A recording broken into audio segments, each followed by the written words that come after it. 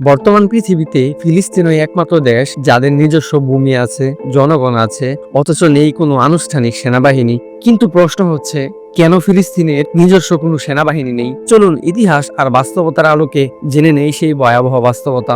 ভিডিওটা না টেনে শেষ পর্যন্ত দেখবেন, আর ভালো লাগলে অবশ্যই সাবস্ক্রাইব করতে ভুলবেন না। ফিলিস্তিনে সেনাবাহিনী না থাকার কারণগুলোর মধ্যে ১ নম্বর কারণ হলো পূর্ণ রাষ্ট্র স্বীকৃতি না থাকা। পৃথিবীর বহু দেশ ফিলিস্তিনকে একটি স্বাধীন রাষ্ট্র হিসেবে স্বীকৃতি দিয়েছে। বর্তমানে জাতিসংঘের ১৯৩টি সদস্য রাষ্ট্রের মধ্যে ১৩০টিরও বেশি দেশ ফিলিস্তিনকে স্বীকৃতি প্রদান করেছে। তবে যুক্তরাষ্ট্র, কানাডা এবং অধিকাংশ পশ্চিমা দেশ এখনো ফিলিস্তিনকে স্বাধীন রাষ্ট্র হিসেবে স্বীকৃতি দেয়নি।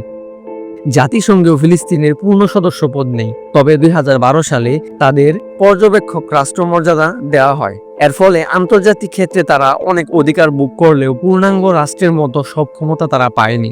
রাষ্ট্রীয় পূর্ণ স্বীকৃতি না থাকার কারণে ফিলিস্তিন এখনো নিজস্ব পূর্ণাঙ্গ সেনাবাহিনী গঠন করতে পারে না। তাদের কাছে মূলত পুলিশ ও নিরাপত্তা বাহিনী রয়েছে, যা সীমিত দায়িত্ব পালন করে। ফিলিস্তিনের নিরাপত্তা ও সামরিক বিষয়ে বড় অংশে ইসরায়েলের কঠোর নিয়ন্ত্রণ রয়েছে।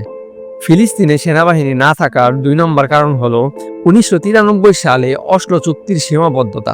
ইসরায়েল ও প্যালেস্টাইন লিবারেশন অর্গানাইজেশনের মধ্যে হওয়া অসলো চুক্তি অনুযায়ী ফিলিস্তিন কেবল একটি পুলিশ বা নিরাপত্তা বাহিনী রাখতে পারবে। যুদ্ধ বিমান, ট্যাঙ্ক বা পূর্ণাঙ্গ সেনাবাহিনী রাখার অনুমতি নেই। এভাবেই আন্তর্জাতিকভাবে তাদের সামরিক শক্তিকে সীমিত করে দেওয়া হয়েছিল। ৩ নম্বর কারণ হলো ইসরায়েলের নিয়ন্ত্রণ।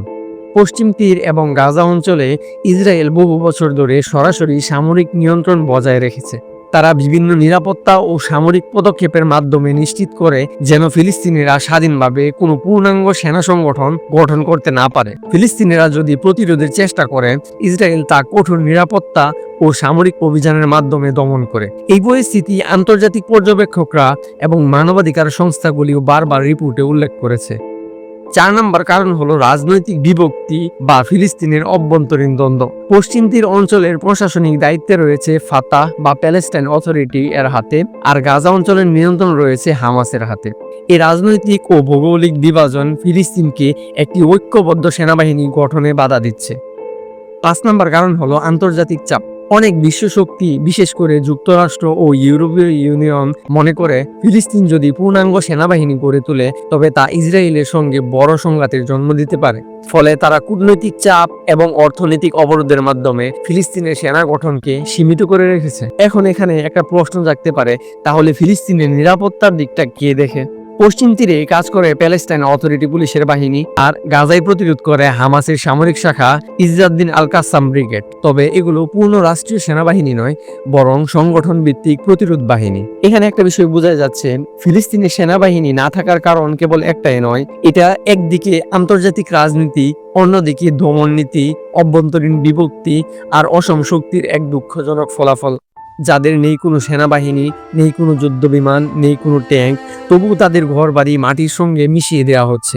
শিশুদের উপর বোমাবর্ষণ হচ্ছে, হাসপাতাল, স্কুল, মসজিদ সবই ধ্বংস করা হচ্ছে। ফিলিস্তিনের মানুষদের সেনাবাহিনী নেই ঠিকই, কিন্তু তাদের আছে বুক ভরা সাহস, আছে রক্তে ভেজা হাত, আর আছে অদম্য ইমানি শক্তি। আজ প্রতিটি ফিলিস্তিনি যুবক, প্রতিটি বাবা মা, প্রতিটি শিশু এক একজন সেনার মতো দাঁড়িয়ে আছে নিজের মাটিকে রক্ষা করার জন্য। হয়তো তাদের কোনো সেনাবাহিনী নেই, কিন্তু তারা প্রমাণ করেছে একটি জাতির শক্তি কেবল অস্ত্রে নয়, বরং ইমানি শক্তি, একত্ববাদে বিশ্বাস আর ত্যাগ ও প্রতিরোধে। আর আপনার কি মনে হয়, এত ষড়যন্ত্র আর চাপের মাঝেও ফিলিস্তিনের মানুষকে দমিয়ে রাখা সম্ভব হবে? আপনার মতামত কমেন্টে জানিয়ে যাবেন। আর আজকের ভিডিও এই পর্যন্তই। ভিডিওটি ভালো লাগলে চ্যানেলটি সাবস্ক্রাইব করতে ভুলবেন না, আর দোয়া চাই গাজাবাসীর জন্য।